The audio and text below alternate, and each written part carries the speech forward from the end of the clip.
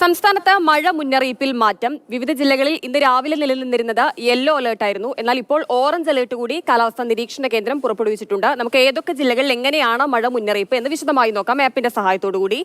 5 ജില്ലകളിലാണ് yellow alert ഉള്ളത്. 2 ജില്ലകളിൽ ഓറഞ്ച് അലേർട്ടാണ് നൽകിയിരിക്കുന്നത്. കാസർഗോഡ്, കണ്ണൂർ ജില്ലകളിലാണ് ഓറഞ്ച് അലേർട്ട് ഉള്ളത്.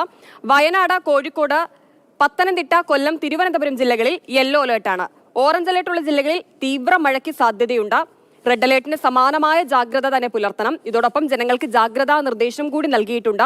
ശക്തമായ കാറ്റ് വീശാൻ സാധ്യതയുണ്ട്. അപ്പൊ അതുകൊണ്ട് തന്നെ രാത്രികാല സഞ്ചാരമൊക്കെ പരമാവധി ഒഴിവാക്കണം. അതോടൊപ്പം തന്നെ അപകട സ്ഥലങ്ങളിലാണ്, അപകട സാധ്യതയുള്ള പ്രദേശങ്ങളിലാണ് താമസിക്കുന്നതെങ്കിൽ അധികൃതരുടെ നിർദ്ദേശാനുസരണം ജില്ലാ ഭരണകൂടത്തിന്റെ മുന്നറിയിപ്പൊക്കെ പാലിച്ച് കൃത്യസമയത്ത് തന്നെ മാറി താമസിക്കാനായി ശ്രദ്ധിക്കണം.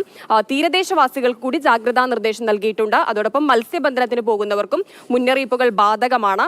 കേരള, കർണാടക, കേരള ലക്ഷദ്വീപ് തീരങ്ങളിലൊക്കെ മത്സ്യബന്ധനത്തിന് വിലക്ക് കൂടി ഏർപ്പെടുത്തിയിട്ടുണ്ട്. ഇന്നലെ വരെ മധ്യ കേരളത്തിൽ ശക്തമായ മഴയുണ്ടായിരുന്നു. പക്ഷെ ഇന്നേക്ക് വരുമ്പോൾ മഴ മാറി നിൽക്കുന്ന കാഴ്ചയാണ് മധ്യ കേരളത്തിലുള്ളത്. കാലാവസ്ഥാ നിരീക്ഷണ കേന്ദ്രത്തിന്റെ മുന്നറിയിപ്പ് അങ്ങനെയാണ്. തെക്കൻ കേരളത്തിലും വടക്കൻ കേരളത്തിലും മഴ ശക്തമാകും.